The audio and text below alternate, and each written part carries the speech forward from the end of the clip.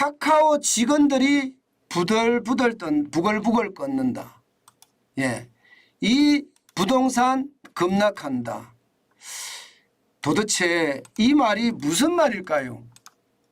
당장 이야기 듣기는 카카오 직원들하고 부동산하고 무슨 상관이 있나 이런 생각이 들기도 하죠. 아마 그렇게 생각이 들기도 할 거예요. 뭐 카카오 직원들이 부글부글 끓는 이유하고 부동산이 폭락하는 이유가 어떻게 같이 일어날 수 있느냐, 뭐 그런 생각을 할 수가 있잖아요. 그죠? 저도 그런 생각을 할 수 있다고 생각을 합니다. 예. 그런데 실제 말입니다. 우리나라 시장이 아니라 전 세계 시장을 비교를 해보면 뭔가 분위기가 일어나고 있다 이렇게 생각을 합니다.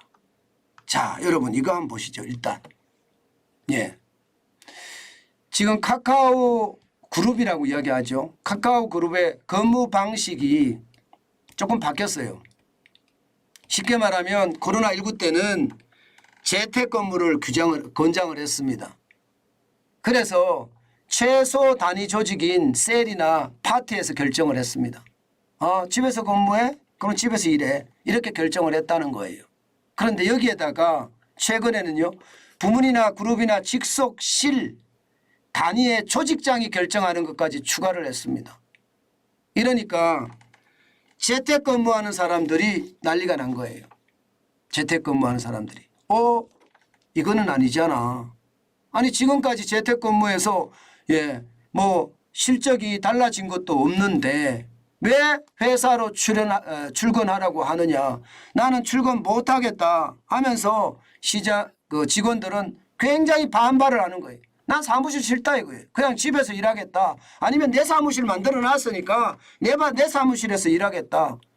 예, 나는 편하게 일하겠다. 이런 얘기예요. 그런데 이게 부동산하고 무슨 상관이 있을까? 여러분들 그렇게 생각하시죠? 자, 하나를 더 보겠습니다. 네이버는 완전 원격 근무가 50%, 주 3일 이상 사무실 출근이 50%. 쉽게 말하면 집에서 일하는 사람이 많다. 혹은 자기 사무실에서 일하는 사람이 많다. 이런 얘기거든요. 자, 이것을 우리가 잘 보면 말입니다. 네이버 입장에서는 사무실이 그렇게 필요하지 않죠. 완전 원격 근무가 50%가 되고 주 3일 이상 출근하는 사람이 50%니까 사무실이 그만큼 줄어들 수 있다는 이야기잖아요. 이것이 저는요, 결국 말입니다. 이 부동산을 폭락하게 만든다. 무슨 말이냐? 오피스 말입니다. 사무실 말입니다.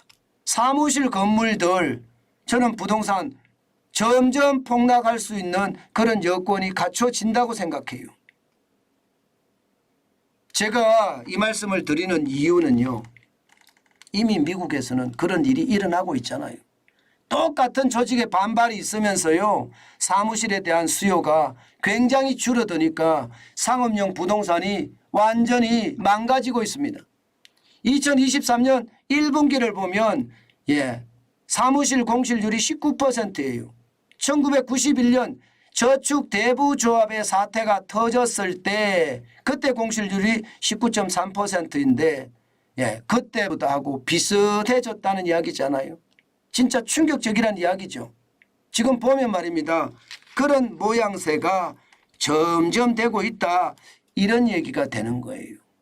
자, 이렇게 됐을 때 미국은 어떤 일이 벌어졌나요? 공실률이 많아지면 많아지니까 오피스 빌딩들이, 사무실 건물들이 뚝뚝 떨어진 거예요. 지금 워싱턴 DC만 하더라도 오피스 빌딩의 매매 가격이 2019년 대비 2023년 27.6%가 빠졌습니다. 9,270만 달러의 오피스 빌딩이 6,700만 달러로 떨어졌다는 거예요. 무려 2,550만 달러가 빠졌다. 27.6%가 빠졌다. 이렇게 얘기할 수 있다는 거죠. 저는 이것이 말입니다. 우리나라에도 점점 시간이 가면 갈수록 현실화되지 않겠느냐. 저는 그런 생각을 해봤습니다. 물론 말입니다. 물론 우리나라와 미국은 다를 수가 있어요. 우리나라는 이게 조직의 통제를 눈으로 관리하는 경향이 강하거든요. 또 미국은요. 조직의 통제나 조직의 관리를요.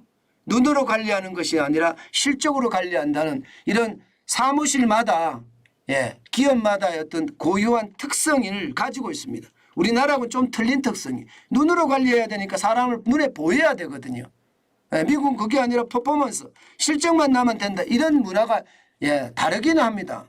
그렇지만 이 문화가 얼마나 달라지겠습니까? 저는 시간이 가면 갈수록요 점점 사람들은 편한 거를 좋아하고 편한 거를 좋아하다 보니까 점점 말입니다.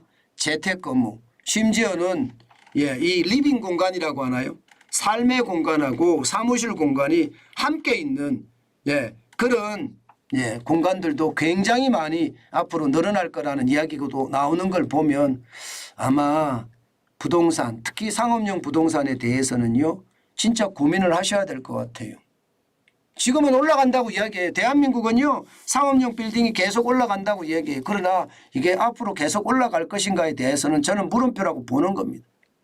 여기에다가 꼬마 빌딩이라고 이야기하는 5층 이하의 빌딩들도 저는 진짜 고민하고 봐야 된다고 봅니다.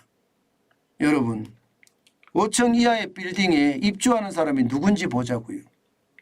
거기에 입주하는 사람은 자영업자가 대부분이거든요. 근데 요즘 자영업자 장사됩니까? 요즘 자영업자 장사하기가 진짜 어려워요. 내 건물에 내가 하면 모르겠지만 그렇지 않거든요. 그러다 보니까 임대료 주고 인건비 주고 나면 남는 게 없다. 공공요금도까지 올라갔으니 남는 게 없다고 이야기합니다. 그러면 자영업자들이 앞으로 저는 굉장히 어려움을 겪을 거라고 보거든요. 지금 자영업자는 그 어느 때보다 어렵다고 봅니다. 그러면 5층 이하의 꼬마 빌딩에 자영업자 입주가 얼마나 많아질까요? 이거 잘 생각해 봐야 됩니다. 진짜로 앞으로 굉장히 많이 생각을 해봐야 돼요. 오히려 5층 이하의 이게 꼬마 빌딩을 이게 잘못하면 떨어질 수도 있다는 그런 생각도 저는 해봅니다. 지금은 올라가고 있어요. 지금은. 그렇지만 시장은 그렇게 앞으로 호락호락하지 않을 거다. 결국 말입니다. 이 재택근무가 활성화되는 문제 앞으로는 더 많이 활성화될 거고 여기에다가 자영업자들의 영업이익이 극단적으로 줄어든다는 문제 이 두 가지 문제가 저는 맞물려서 계속 가기 때문에 꼬마 빌딩의 어떤 상업용 부동산이든 아니면 사무실 건물 오피스 빌딩의 상업용 부동산이든 앞으로 심상치 않다.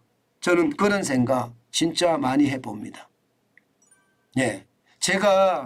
저도 사무실을 살려고 지금 생각을 하거든요.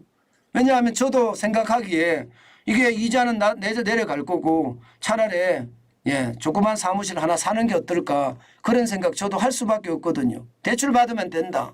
대출이 말입니다. 지산 같은 경우 있잖아요. 지식산업센터 같은 경우는 실입주를 할 경우에는 90%까지 대출을 해준다고 합니다. 그러면 아니 여기서 임대료 많이 내니 그냥 실입주하는 게 낫겠다 그런 생각이 들기도 합니다. 금리가 떨어지면 건물의 가격만 올라가면 저는 문제가 없겠다 그런 생각도 했거든요. 그런데 제가 요즘 주춤하는 게 바로 이런 거예요. 앞으로 계속 이게 많아질까? 최저임금이 이렇게 비싼데 창업의 열기가 앞으로도 계속 커질까? 이런 생각을 할 수밖에 없잖아요. 그래서 저는 조심하고 또 조심한다는 뜻입니다. 여러분 시장은요 진짜 변화무쌍합니다. 그 변화무쌍한 시장에서 우리가 어떻게 대응하는지가 굉장히 중요하거든요. 저는 상업용 부동산에 대해서는요. 이런 작은 단서들을 보면 당장은 아니지만 멀리 보면 미국 시장을 닮아가지 않을까 저는 그런 생각도 해봅니다.